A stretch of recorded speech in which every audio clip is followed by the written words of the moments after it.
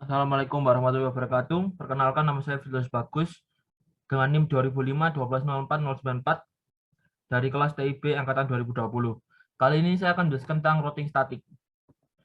Pada materi ini saya akan menjelaskan tentang 4 poin, yaitu pengertian routing statik, yang kedua cara kerja routing statik, yang ketiga keuntungan dan kerugian routing statik, dan keempat percobaan menggunakan Cisco Packet Tracer. Yang pertama, pengertian routing statik. Routing statik adalah jenis routing yang dilakukan admin atau pengelola jaringan untuk mengkonfigurasi informasi tentang jaringan yang dituju secara manual. Ciri-ciri routing statik adalah sebagai berikut. Yang pertama, jalur spesifik ditentukan oleh admin jaringan. Yang kedua, pengisian tabel routing dilakukan secara manual oleh admin jaringan. Penggunaan routing statik dalam sebuah jaringan yang kecil tentu bukanlah suatu masalah. Hanya beberapa entry yang perlu diisikan pada forwarding table di setiap router. Namun Anda tentu dapat membayangkan bagaimana jika harus melengkapi forwarding table di setiap router yang jumlahnya tidak sedikit dalam jaringan yang besar. Cara kerja routing statik. Cara kerja routing statik ada 3 bagian, yaitu yang pertama mengkonfigurasi router yang dilakukan oleh admin jaringan. Yang kedua, router melakukan routing berdasarkan informasi yang diterima dari tabel routing. Yang ketiga, admin jaringan menggunakan perintah IP route secara manual untuk mengkonfigurasi router dengan routing statik, dan routing statik berguna untuk melewatkan paket data yang ada pada jaringan. Ada beberapa parameter yang ada pada routing, yakni yang pertama, destination adalah alat tujuan dan network mesh, dan biasanya diisi oleh dengan 0.0.0.0 garis miring 0 untuk semua jaringan. Gateway adalah datagram yang dapat dicapai melalui antarmuka. Yang ketiga, pref source adalah alamat tujuan paket dan meninggalkan router melalui alamat IP. Yang keempat, distance 0 sampai 255 adalah jarak administrator jaringan dari router. Keuntungan dan kekurangan menggunakan routing statik. Yang pertama, untuk keuntungannya yaitu meringankan kinerja prosesor router. Yang kedua, tidak ada bandwidth yang digunakan untuk pertukaran informasi dari tabel isi routing pada saat pengiriman paket. Yang ketiga, routing statik lebih aman dibandingkan routing dinamis.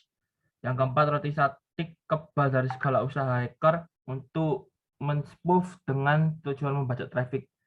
Kerugian menggunakan routing statik. Administrator jaringan harus mengetahui semua informasi dari masing-masing router yang digunakan. Hanya dapat digunakan dengan berskala kecil.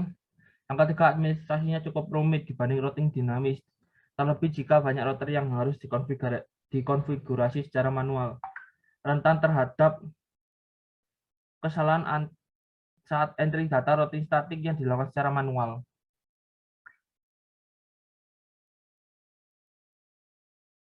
Assalamualaikum warahmatullahi wabarakatuh. Kali ini saya akan menjelaskan tentang routing statik menggunakan Cisco Packet Tracer.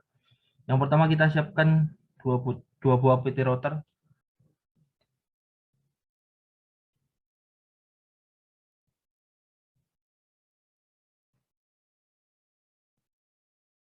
Selanjutnya kita siapkan dua buah switch, yaitu PT switch.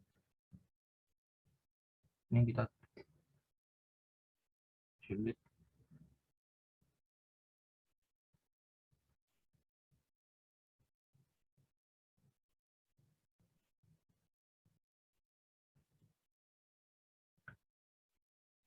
Selanjutnya kita siapkan 4 buah PC. Ini kita delete.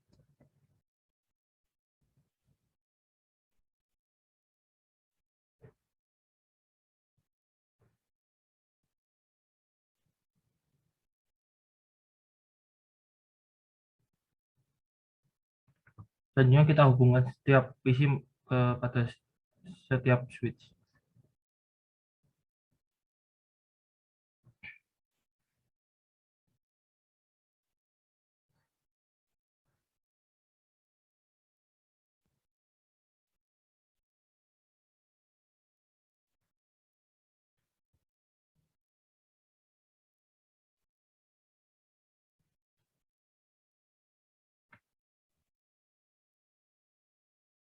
Selanjutnya kita konfigurasi IP di setiap PC. Yang pertama di PC 1, kita menggunakan IP address 192.168.1.1. Untuk gateway-nya kita rubah menjadi 192.168.1.254. Selanjutnya kita juga lakukan divisi 2, yaitu merubah IP address-nya menjadi 192.168.1.2. Default gateway-nya kita samakan seperti divisi 1, yaitu 192.168.1.254.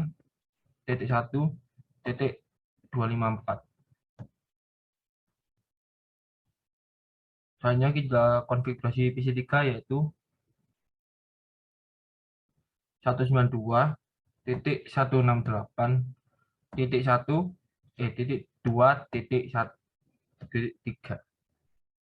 Gateway-nya kita rubah 192.168.2.254. Di PC4 juga kita rubah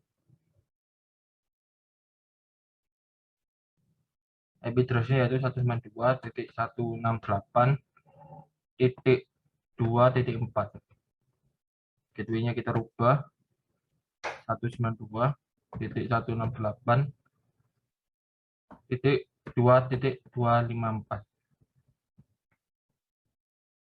Hanya kita pergi ke router pertama, yaitu untuk configuration.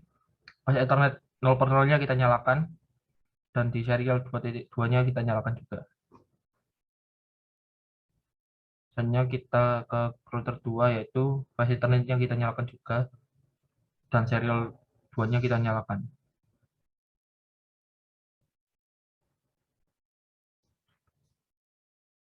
Selanjutnya kita kembali ke router pertama, ke fase Ethernet, kita masukkan IP address-nya, yaitu 192.168.1.254.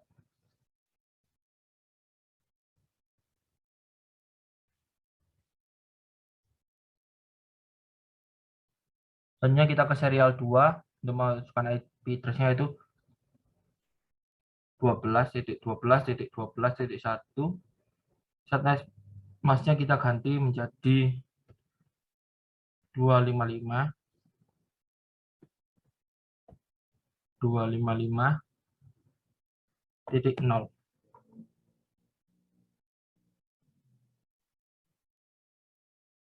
Selanjutnya kita masuk ke statik untuk memasukkan networknya, yaitu 192.168.2.0.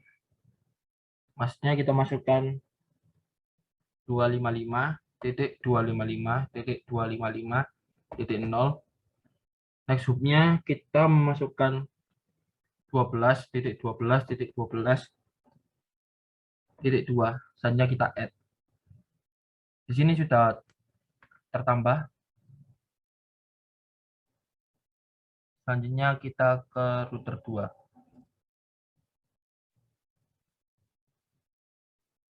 Kita masukkan ke bagian flash Ethernet 0/0-nya. Kita masukkan IP address-nya, itu 192.168.2.254. Kita enter.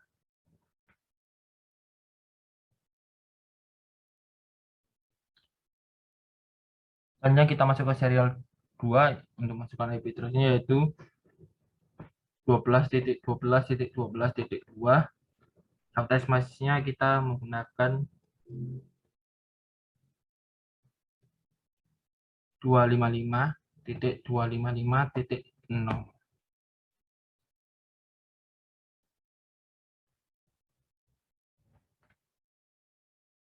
Selanjutnya kita masuk ke statik untuk masukkan networknya dari router 1, yaitu 192.168.1.0. Subtext mask-nya 255.255.255.0. Next hubnya kita masukkan 12.12.12.1. Kita add. Di sini juga sudah tertambah.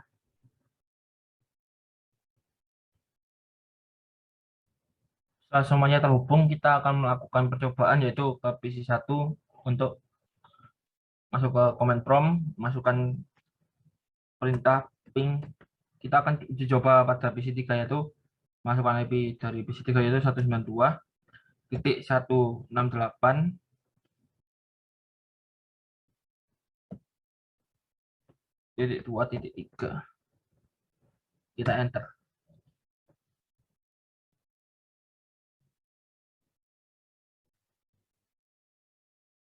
Di sini sudah terlihat bahwa yang pertama request timeout karena masih mengenali ARP-nya, dan ini sudah berhasil. Selanjutnya kita coba ke PC 4 yaitu ping 192.168.2.4. Kita jalankan.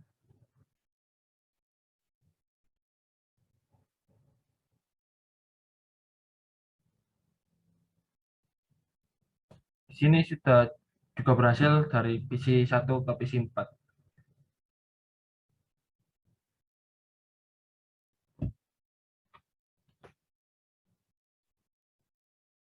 Selanjutnya kita masukkan perintah reset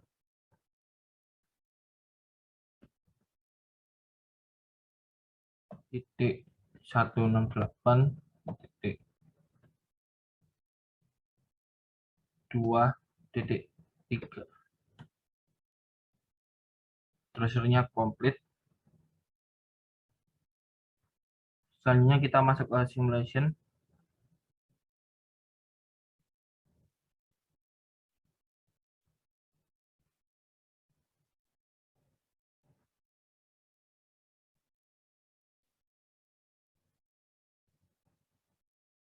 Kita ke edit, kita pilih ICMP.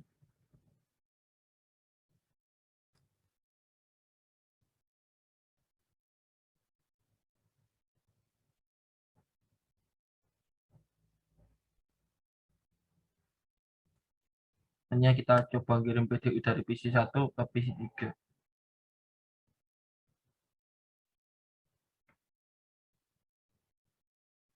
Dari PC1 masuk ke switch. Dari switch dikirimkan kepada router pertama. Selanjutnya dari router pertama diteruskan ke router 2. Setelah itu masuk ke switch 2. Dari switch 2 masuk ke PC3. Dari PC3 kembali lagi ke switch 2. Setelah dari switch 2 masuk ke router 2. Setelah itu dikirimkan kembali ke router pertama. Dari router pertama masuk ke switch pertama.